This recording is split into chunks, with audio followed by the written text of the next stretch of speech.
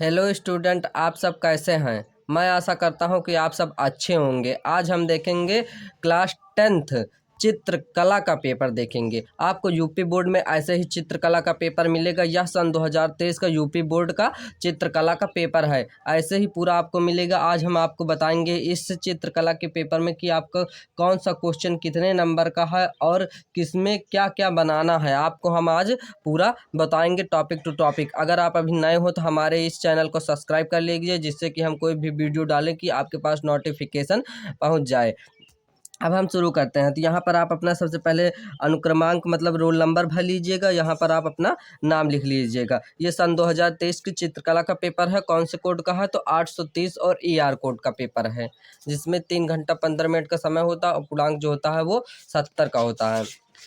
तो हम इसके बाद देखते हैं ओमार, जो इसमें आलेखन पहले आता है ओमार में, जिसमें 20 के 20 आपको ओमार में लिखने होते हैं। तो सबसे पहले देखेंगे कि अष्टवाल चक्र में कितने रंग होते हैं। तो अष्टवाल में जो होते हैं वो कितने होते हैं? तो अष्टवाल चक्र में 8 रंग होते हैं। दूसरा क्या है कि कौन सा रंग गर्म होता है? तो वो है लाल। कौन सा रंग गर्म होता है? तो लाल रंग जो है वो गर्म होता है। और निम्नलिखित में से द्वितीयक रंग कौन से होते हैं? तो नारंगी। नारंगी रंग जो है वो हमारा क्या है? द्वितीयक रंग है। नंबर 4 में क्या है कि प्राथमिक रंग कितने होते हैं? तो 3 होते हैं। प्राथमिक रंग कितने हैं? तो प्राथमिक रंग हमारे जो होते हैं वो 3 होते हैं। 5 में क्या है? 5 में है कि इंद्रधनुष में कितने रंग होते हैं? तो 7 होते हैं। छठवां क्या है? तो छठवां है निम्नलिखित में से कौन से तटस्थ रंग है? तो सफ़ेद और काला जो है वो हमारा क्या है? तटस्थ रंग है। कि निम्नलिखित में से ठंडा रंग कौन सा है? तो ठंडा रंग जो है वो हमारा क्या है? हरा। हरा जो है हमारा क्या है? वो ठंडा रंग है। 8वां क्या है कि कौन से रंगों का माध्यम सबसे अधिक पारदर्शी होता है? तो आयल रंग जो होते हैं वो हमारे सबसे अधिक और पारदर्शी होते हैं। पारदर्शी का मतलब होता है कि जो आर पार दिखाई नहीं, वही होता है हमारा पारदर्शी।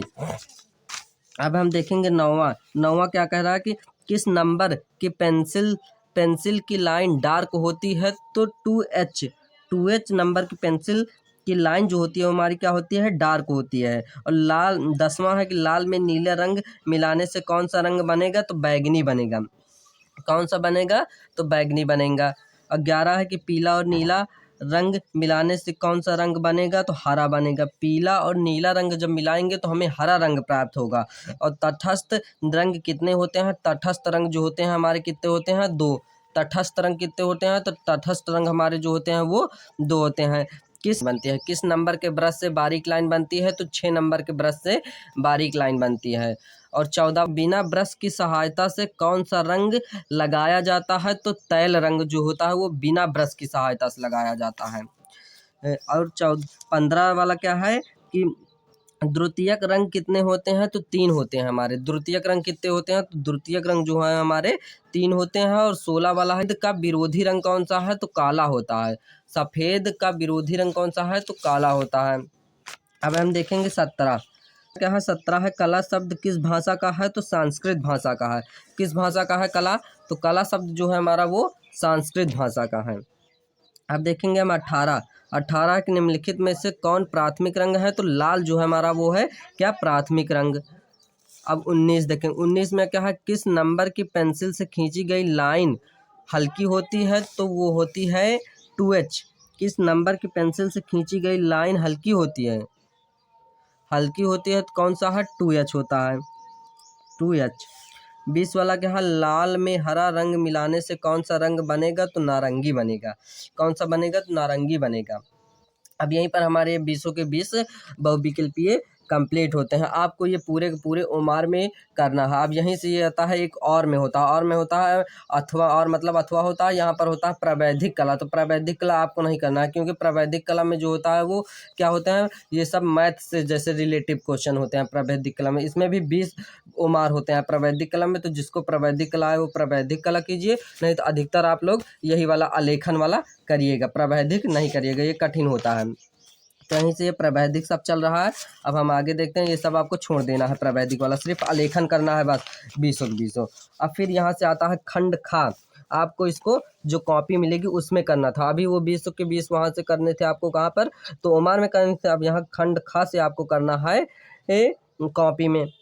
तो खंड खा में क्या कह रहा है कि इस खंड में प्राकृतिक दृश्य चित्रण अथवा आलेखन अथवा प्रावैधिक कला में से केवल एक का ही चित्रण करना है। मतलब इसमें आपको केवल एक ही का चित्रण करना है। दो दिए हैं, एक क्या कह रहा है, एक प्राकृतिक दृश्य का चित्रण अथवा एक आलेखन अथवा प्रावैधिक कला।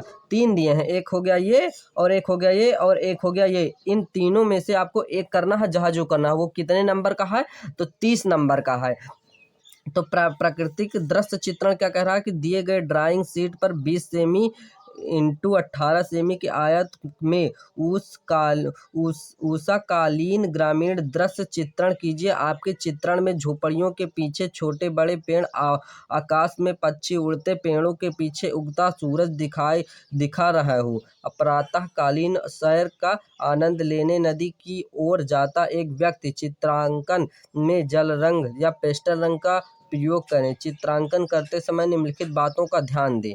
तो इसमें निम्नलिखित बातें ध्यान को है, तो सही संरचना एवं परिक्षेप्य का होगा 10 रंग मिलेगा, असंयोजन का 5 रंग मिलेगा, सुसंगत रंगों का चयन एवं प्रयोग के 10 रंग मिलेंगे और आकर्षण एवं सामान्य प्रभाव के 5 रंग मिलेंगे। कुल मिला के आपको इसमें से तीनों में से एक ही करना है, जिसके आपको 30 रंग मिलेंगे। फिर अथवा में आता है, आपको ये करना हो तो ये करिए, नहीं तो फिर ये वाला आपको करना हो तो ये वाले। इसमें क्या करना है, दिए गए ड्राइंग शीट पर 16 सेमी इंटू 12 सेमी की आयत में फर्श के मध्य भाग के लिए कमल के पुष्प, पत्तियों, कलियों और मछली की सहायता से एक अलंकारिक आलेखन की रचना कीजिए। आलेखन में किन्हीं 3 रंगों का प्रयोग कीजिए। ट्रांसिंग करना मना है। आलेखन में निम्नलिखित बिंदुओं पर ध्यान दीजिए। तो इसमें आपको एक पुष्प, पत्ती, कमली, मछली के साथ, कमल का फूल वो भी मछली के साथ और पुष्प पत्ती के साथ, और 16 गुणे 12 के एक आयत में करना है आपको।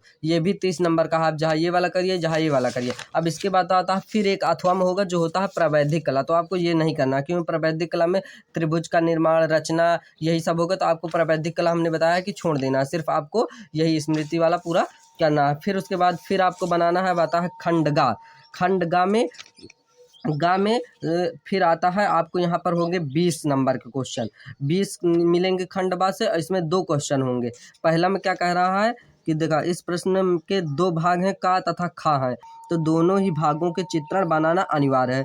पहला क्या है, निम्नलिखित में से किसी एक का स्मृति चित्रण पेंसिल के माध्यम से बनाइए। चित्र की माप 15 सेमी से कम हो।